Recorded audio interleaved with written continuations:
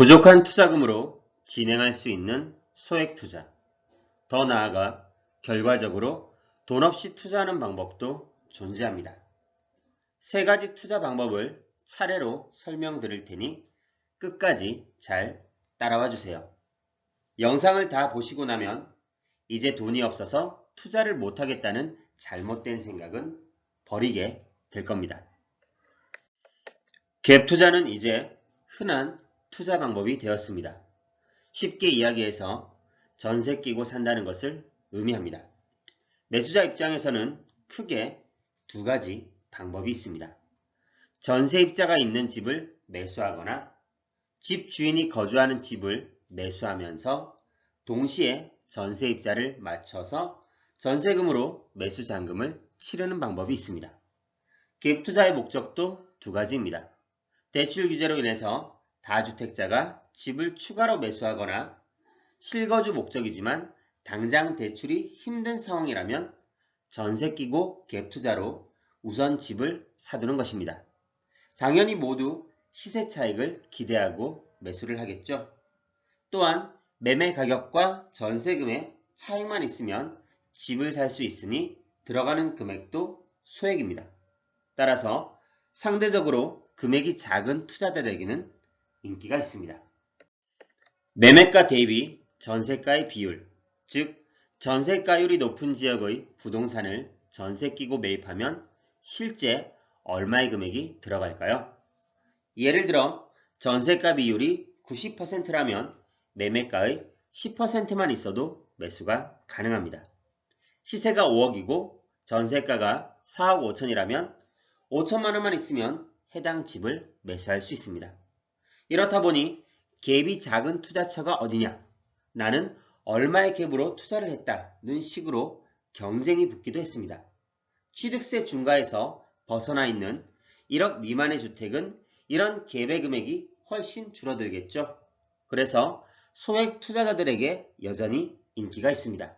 실제로 투자금 대비 수익도 꽤 좋았습니다. 만약 전세입자가 있는 주택을 갭 투자로 매수한다면 주택임대차 보호법에 따라 매수자는 임차인의 계약을 그대로 승계합니다. 다시 말해 나중에 세입자의 전세보증금을 돌려줄 의무를 갖습니다. 참고로 새로운 집주인과 기존 임차인의 전세계약은 자동으로 이어받게 되므로 추가 계약서는 불필요합니다. 이번에는 집주인이 실거주로 살고 있거나 공실인 경우를 살펴보겠습니다. 또한 일반적으로 세입자 계약 기간이 만기가 다가와서 세입자가 더 이상 계약을 연장하지 않는다고 할 때 집주인이 집을 내놓게 됩니다. 이런 경우들의 집을 갭 투자로 매수하려면 기간이 필요합니다. 왜냐하면 중간에 새로운 세입자를 구해서 이 세입자의 전세금으로 잔금을 치러야 하기 때문입니다. 동일한 상황으로 가정해보면 집값이 5억이고 전세 가격이 4억 5천에 형성되어 있습니다. 그러면 5억의 계약금 10%인 5천만 원으로 계약은 가능하지만 4억 5천의 잔금이 남아 있습니다. 따라서 잔금을 치르기 전까지 이 집에 들어올 세입자를 맞춰야 합니다. 보통 부동산에서 전세입자의 입주일과 잔금 날짜를 같은 날로 맞춰줍니다. 그래야 전세금을 받는 즉시 매도자에게 잔금을 주고 소유권을 가져올 수 있습니다.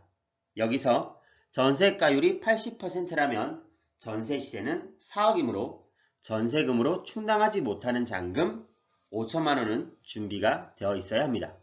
그래서 전세가율이 높은 물건에 갭 투자를 선호하는 것입니다. 물론 전세입자가 새로운 집주인과 계약을 꺼려할 수도 있습니다. 내 소중한 전세금이 아직 소유권을 갖지도 않는 잔금을 치르기 전인 새로운 매수자에게 넘어간다고 생각하니까요. 상식적으로도 세입자가 현재 소유자와 전세 계약을 하는 것이 이치에 맞습니다. 하지만 실무에서는 부동산 중개사를 통해 다 해결이 됩니다. 실제로 기존 집주인과 세입자가 계약을 하도록 하고 전세금도 매도인 통장으로 입금합니다.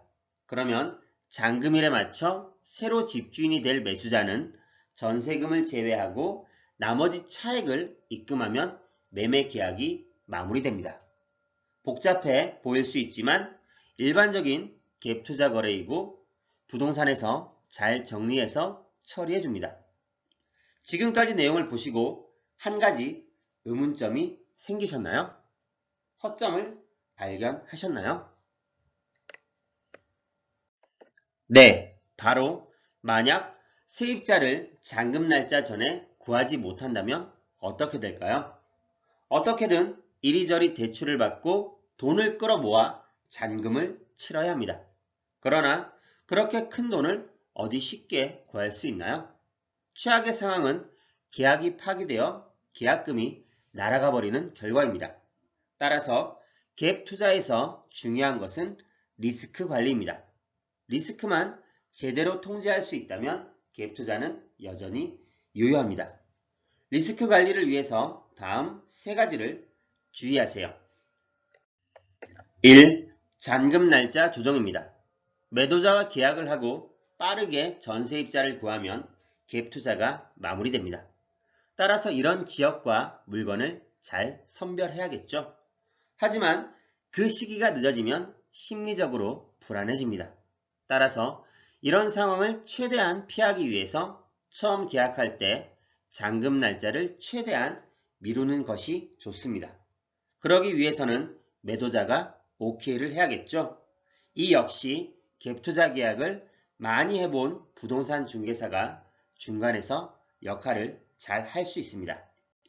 보통 잔금을 최대 3개월로 잡으면 넉넉하게 세입자를 맞출 수 있습니다. 2. 중도금 납부입니다. 부동산 계약을 하면 중도금을 내는 경우도 있고 그렇지 않은 경우도 있습니다. 매수인과 매도인의 협의 또는 부동산 중개사에 따라서 중도금 지급 여부의 상황은 달라집니다. 중도금을 주고받으면 매수인, 매도인 서로 어느 정도 계약을 안심할 수 있습니다. 하지만 적은 돈으로 갭 투자를 하려는 매수인은 중도금이 부담으로 다가옵니다. 하지만 중도금은 나름대로 역할을 합니다. 중도금 납부로 잔금 날짜를 조금 더 연기할 수 있는 구실을 만들 수 있습니다. 또한 중도금을 내면 계약을 파기하기 힘들어집니다. 설사 잔금일에 잔금을 납부하지 못하더라도 계약은 유지되는 것입니다. 그런데 매도자 입장에서는 이런 경우 기간적인 손해를 감수할 수는 없겠죠. 따라서 매수자는 늦어진 잔금 날짜에 대해서 연 12%의 법정이자를 지불할 수 있다는 사실을 숙지해야 합니다. 이래서 투자하는 매수자 입장에서는 부동산을 통해 매도자와 협상이 중요합니다. 3. 역전세 대비입니다. 전세가율이 높으면 갭 투자는 유망한 투자 수단임을 부인할 수 없습니다. 전세가와 매매가가 동시에 상승하면 갭 투자는 당연히 성행하겠죠. 하지만 갭 투자의 가장 큰 리스크는 전세 계약이 마무리되는 시점인 2년 후의 상황에 있습니다. 2년 후 해당 물건지의 공급이 대폭 늘어나면 전세가는 떨어지고 보증금을 돌려주려면 투자금이 추가로 들어가게 됩니다. 역전세 상황이 발생하게 되는 것입니다. 예를 들어 3억의 집을 2억 8천에 전세 세팅을 하여 2천만 원으로 갭 투자를 하였습니다. 그럼 1억의 투자금으로 이런 집을 5채나 매수 가능합니다. 헉, 5채나요? 라고 생각하시겠지만 집값 상승기에는 눈에 불을 켜고 매수하려고 하는 것이 사람들의 심리입니다. 하지만 전세 만기 2년 후에 전세값이 2억 6천으로 하락한다면 어떤 일이 일어날까요? 계약갱신이 안 돼서 새로운 세입자를 2억 6천에 맞추고 기존 세입자의 전세금을 돌려줘야 하는 상황이 오게 됩니다. 그럼 전세금을 돌려주기 위해서 2천만 원의 자금이 추가로 필요합니다. 그런데 이런 집이 5채라면 필요 금액이 얼마죠? 따라서 이런 위험이 현실화되지 않기 위해서는 사전에 다양한 방법으로 리스크를 통제해야 합니다. 입주 물량 예정 데이터를 확인하고 분석하여 입주 물량의 흐름을 잘 체크하고 미리 빠른 판단이 필요합니다. 또한 투자금을 모두 올인하는 것이 아니라 여유 있게 일부를 가지고 있는 것도 리스크 관리의 한 방법입니다. 모든 투자에서 리스크 관리를 소홀히 해서는 절대 안 됩니다. 이제 저의 주 종목인 경매로 넘어와 보겠습니다. 일반 매매에서 갭 투자와는 조금 차이가 있습니다. 전세가보다 싸게 낙찰받아 투자금을 전액 회수하면서 전세를 놓는 방식입니다. 바로 무피 투자입니다. 낙찰 후 경락잔금 대출을 이용해서 잔금을 납부하고 전세 보증금으로 투자금을 회수하면 됩니다. 물론 대출을 그대로 두고 월세 보증금을 받아 월세 세팅으로 현금 흐름과 함께 무피 투자를 완성할 수도 있습니다.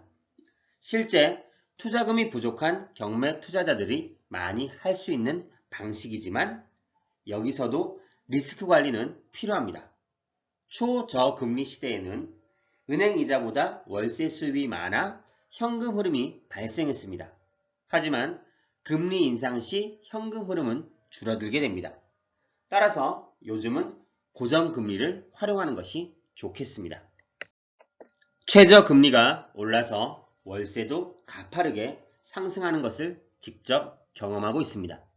계약갱신이 다가오는 부동산들이 있는데 월세를 올려도 모든 세입자가 알았다고 하면서 계약을 연장했습니다.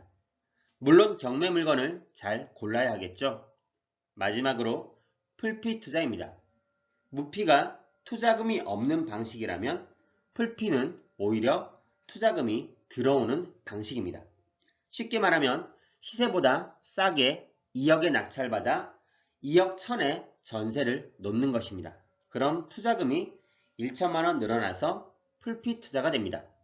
상승기에는 전세가 수준에서 낙찰받아 느긋하게 명도를 한 후에 전세를 내놓으면 그동안 전세 시세가 상승하여 풀피 투자를 만드는 경우도 많습니다. 이는 초보자들이 두려워하는 명도가 오히려 시세 상승의 기간을 벌어다 준 셈입니다. 저와 교육생들 모두 경매 투자 경력은 다르지만 이런 무피 또는 풀피 투자를 다들 경험하였습니다. 이렇듯 경매 시장에서는 경력은 중요하지 않습니다. 얼마나 분명한 목표를 세우고 꾸준하게 실행해 나가느냐에 따라서 성패가 좌우됩니다.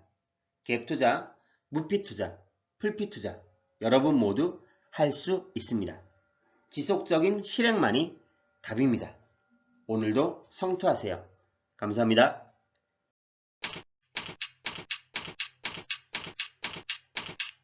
아래 메일 주소로 보내주시면 빠르게 답변 드리겠습니다.